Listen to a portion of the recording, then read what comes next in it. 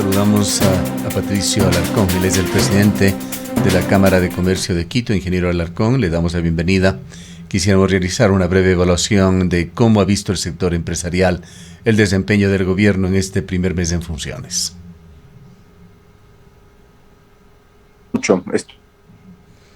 No escucha nuestra señal. A ver si algo podemos hacer desde acá. Podría ser también un problema en su computador. ¿Nos escucha? Bien, mientras activamos ese audio internamente, vamos a continuar dándoles a conocer algunos criterios que se emiten desde el exterior en Ecuador. Alejandro Arriaza, consultor de Berkeley, se ha referido a las posibilidades de riesgo país en el sentido de que podrían continuar bajando, que las calificadoras de riesgo cambien sus actuales calificaciones del país equivalentes a B negativo, y que dependerá de los próximos meses que haya anuncios importantes, como por ejemplo el acuerdo con el Fondo Monetario Internacional y los consiguientes desembolsos, así como el que se concrete de diversas formas, mientras el ministro de Economía genera aún expectativas dilatorias para lo que será su plan económico. El ministro de Finanzas de Ecuador, Simón Cueva, ha anunciado que este país espera tener listo para el mes de agosto un programa económico para negociar un acuerdo con organismos internacionales que asegure financiamiento en buenas condiciones para cubrir las necesidades fiscales. Creemos, ha señalado Simón Cueva, que hasta fines de agosto deberíamos tener un programa económico cerrado. A ver si nos puede escuchar, ingeniero Alarcón. Buenos días, Gustavo. Ahora sí lo escucho. Perfecto, muchas gracias. Vamos entonces con la pregunta que pretendíamos plantearle. ¿Cómo han visto los sectores empresariales el desempeño en este primer mes en funciones del gobierno de Guillermo Lasso? Bueno, es pronto. Bueno, un cordial saludo a su audiencia, Gustavo. Es pronto para poder emitir un juicio de valor. Hemos visto que el riesgo país bajó. Hemos visto que se han concretado negociaciones puntuales para la adquisición de vacunas, la más importante con CanSino, que llegarán 6 millones de dosis en el mes de julio y en el mes de agosto, lo cual permitirá que cumpla con la primera oferta de campaña, que es vacunar a 9 millones de personas durante los primeros 100 días. Y esto es importante porque el inicio de la reactivación económica consiste en que podamos retomar nuestro día a día, en que los aforos cambien, que los locales se puedan llenar, que los restaurantes se puedan llenar, que los cines se puedan llenar, que las ventas puedan recuperar, aunque sea los niveles, esperemos, del 2019. Entonces esto ciertamente es positivo en el ámbito de conseguir las vacunas. Positivo la firma de la embajadora Baki para el CIADI, muy importante poder llegar a acuerdos en un centro de arbitraje internacional. Esto va a traer a seguridad para los inversionistas. Estos temas son importantes, son buenos. De ahí yo veo con preocupación las señales del ministro de Economía. No veo que existe claridad en cuanto a una reforma tributaria. No veo que van a plantear una reforma laboral paralela, que sería lo adecuado para la gente que más necesita en este momento conseguir una fuente de trabajo. No veo claridad en cuanto a una reforma monetaria. No veo que han anunciado una reforma a la ley del Instituto Ecuatoriano de Seguridad Social. No existen anuncios tampoco en cuanto a la delegación de la administración privada a las empresas públicas.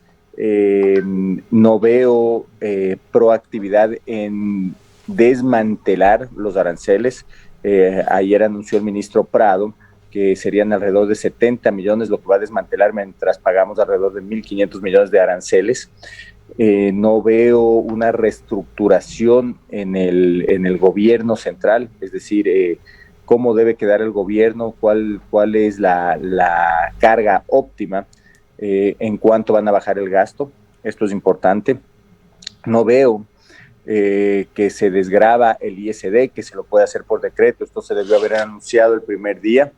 Entonces son señales que a mí me preocupan. En lo económico, el gobierno aparentemente está represando las cosas. ¿Tiene usted alguna sospecha, por lo menos, de qué es lo que quieren hacer o qué están esperando? Ha hablado el ministro de Finanzas de un desembolso del Fondo Monetario Internacional, pero eso, de hecho, no solucionará las cosas. El propio ministro ha señalado que el financiamiento que se requiere para cerrar este año será de unos 8.000 millones de dólares, que está muy lejos de lo que aún debe, entre comillas, entregar el Fondo Monetario Internacional. Sí, imagínense, en este momento anuncian que recién después de que se planifique la reforma con el Fondo Monetario se enviará la reforma tributaria en agosto o en septiembre. Plazos muy largos. Preocupante. Deben alrededor de 2.500 millones a los gobiernos autónomos descentralizados. Preocupante. Pero más allá de eso, Gustavo, yo lo que veo es un manejo similar en cuanto al manejo económico al del presidente Moreno, con las mismas figuras. Yo veo una visión fiscalista, yo no veo una visión en cuanto a que se debe liberar la economía, y esto me preocupa que en el ámbito económico la economía siga siendo manejada por Cordes, y que no vengan nuevas figuras con otra visión a tratar de hacer los cambios que se prometieron en campaña. ¿No vislumbra usted ningún, por llamarlo así, as bajo la manga que pueda tener Guillermo Lasso? Pues las mayores expectativas, sobre todo fuera del país, pero también aquí internamente, donde tenemos tantos problemas y allí nos confundimos un poco, pero está en la economía, en el giro que pueda dar Guillermo Lasso a la economía ecuatoriana. Bueno, espero yo, sinceramente, tengo un as bajo la manga, porque si no es así, lo que estamos evidenciando es que existe un continuismo en el manejo económico. Yo veo de las declaraciones del señor Cueva es que él piensa en el fiscalismo, él piensa en mantener la deuda, en subir ciertos impuestos, cuando el país no requiere del alza de impuestos. Ha hablado de que la contribución de los que más tienen. Ese era el mismo discurso que mantenían ciertos gobiernos, ciertas personas del gobierno anterior. Entonces, a mí me preocupa el sentido de que yo no veo que existe una coherencia en cuanto al discurso del presidente de la República y los actos del ministro de Finanzas. Entonces, creo que en ese sentido nos podemos complicar. Si usted me preguntaba del as bajo la manga, yo espero que así sea, pero el as bajo la manga lo puede tener en todo lo que pueda trabajar o las decisiones que pueda tomar bajo decreto. ¿Por qué? Porque en la asamblea pasar proyectos se van a demorar, y más allá de que se van a demorar, ¿quién maneja pues la asamblea? ¿Quién preside el CAL? Y es Pachacutic. Entonces va a ser muy difícil que pase una reforma tributaria bajando impuestos, ampliando la base, que es lo que se requiere. Va a ser muy difícil que pase una reforma laboral, va a ser muy difícil que pase una reforma al Código Monetario, va a ser muy difícil que se puedan hacer reformas al IES, va a ser muy difícil que se pueda lograr hacer cambios en leyes para liberar ciertos sectores estratégicos. Entonces, mire, el as bajo la manga va a venir, si es que llega, con todas las decisiones que va a tomar bajo decreto. Y se puede bajar el gasto, se puede delegar a la administración privada, tal como lo permite el COPSI en las empresas públicas. Usted ha señalado su convencimiento de que, tal como sucedió con el gobierno anterior, hay una predominancia de criterios que provengan de Cordes, de esta fundación.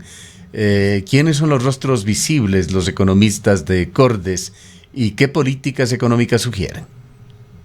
Mire, yo he visto, lo que he visto es que tienen otra filosofía, y es la filosofía de mantener el gasto por medio de impuestos, por medio del endeudamiento. Una persona muy cercana al presidente Lasso es el expresidente Osvaldo Hurtado, el grupo del señor Diego Cueva, El señor Diego Cuevas siempre ha sido cercano también, evidentemente, a la gente que ha trabajado con el Fondo Monetario, el señor Augusto de la Torre, por darle ciertos ejemplos.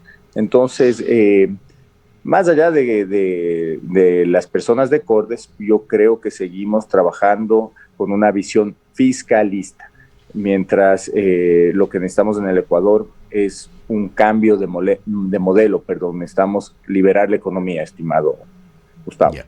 Ahora hay ciertos factores externos. Por una parte, estos índices de riesgo país nos comunican esa mirada que tiene el mundo, que tienen los países del mundo con respecto a Ecuador. Y hay fenómenos exógenos también que tienen aún un importante impacto en la economía ecuatoriana, como es el precio del petróleo, que ha venido en alza desde que ascendió al poder Guillermo Lasso. Sí, el precio del petróleo va a ayudar, sin embargo, el sector está mal manejado, estamos pagando deudas de preventas petroleras y todo lo que se pueda recaudar en este momento va a ayudar en algo, pero el déficit fiscal es monstruoso, como usted lo mencionó. Estamos hablando de que el Ecuador necesita alrededor de 8.000 o 9.000 millones de dólares solamente para salir este año, imagínense.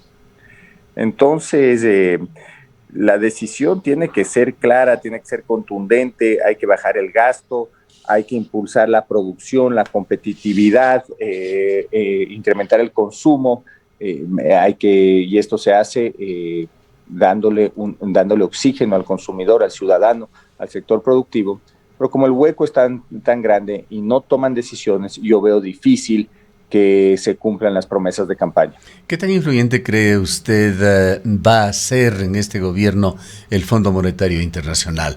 Organismo con el cual existe un acuerdo en marcha y se ha hablado también de que debería llegarse a un nuevo acuerdo con esta organización. Bueno, pues usted evidenció ayer y en los últimos días las declaraciones del ministro de Finanzas, donde dice que tiene que esperar hasta el mes de agosto o el mes de septiembre para planificar en base a los acuerdos con el fondo la reforma tributaria. Entonces, definitivamente que tiene una influencia fuerte en cuanto a las medidas económicas que pueda tomar este gobierno. Y mire, lo que al Fondo Monetario le interesa es el ajuste. ¿Cómo llega el ajuste? Ahí está la pregunta del millón. Hay ciertos aspectos que no tienen que ver directamente con el gobierno central, pero que siguen empañando la imagen del país, que nos hacen ver como un sujeto curioso desde el exterior. Es el caso de el Contralor General de la República, caso muy delicado, muy grave, que además tiene una serie de connotaciones, de allí la serie de presiones que existen sobre este tema, pero está también muy cerca de eso y con una similitud del caso de la Defensoría del Pueblo. ¿Cómo ve ese par de situaciones y cómo están afectando esto a la gobernabilidad en el país? Lo veo complejo, especialmente en el caso de la Contraloría. Mire, la Contraloría lo que hace es trabajar como en un orden de control de los recursos públicos de los ecuatorianos. Es importante, primero, que una persona independiente, completamente independiente, entre a dirigir esta función. Que no existe un manejo político. Entonces estamos viendo que el Consejo de Participación Ciudadana ya se está pronunciando, vimos que entró un señor nuevo el día de ayer como subcontralor y por ende debería ser el contralor subrogante. Y la pregunta es, ¿existe la independencia? El Ejecutivo ha tenido injerencia en cuanto al futuro nombramiento. ¿Qué es lo que está haciendo el Consejo de Participación Ciudadana? Fuera que yo no creo que debe existir esa figura en el país, pero lo más importante en este sentido, específicamente en la Contraloría, es que personeros, funcionarios del gobierno actual o el gobierno anterior no tengan influencia alguna en la Contraloría, Gustavo. ¿Serán quizá los emblemáticos 100 días un mejor momento para realizar una evaluación, quizá ya con mayores datos, con mayor información sobre la línea del gobierno? Definitivamente tenemos que esperar a los 100 días y no nos olvidemos que Que mire, a ratos los políticos, por mantener su popularidad, no toman las decisiones traumáticas que deben tomar en un inicio para salir bien los últimos días. Es decir, los cambios traumáticos se tienen que dar al principio para tener buenos resultados al final del mandato. Y muchas veces no se toman estas decisiones por la popularidad inicial, que es buena en el caso de muchos mandatarios. ¿Cuáles podrían ser medidas traumáticas necesarias al momento? Bueno, para mí la más importante es en el ámbito fiscal. Hay que bajar el gasto. A mucha gente no le gustará, alguna gente se verá afectada, pero estamos hablando de 17 millones de ecuatorianos que tenemos que salir adelante, ¿no? Esa es una decisión fuerte. Bien, le agradecemos mucho por su opinión. Han escuchado al ingeniero Patricio Alarcón, presidente de la Cámara de Comercio de Quito. Son las 8:40.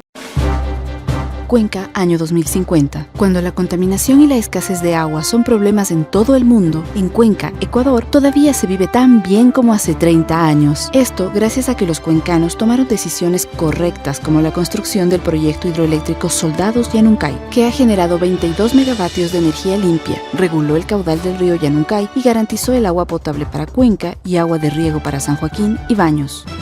Aunque esto parezca ficción, es nuestro compromiso con Cuenca Bicentenaria, el Ecaustro. Juntos generamos agua y energía para la vida.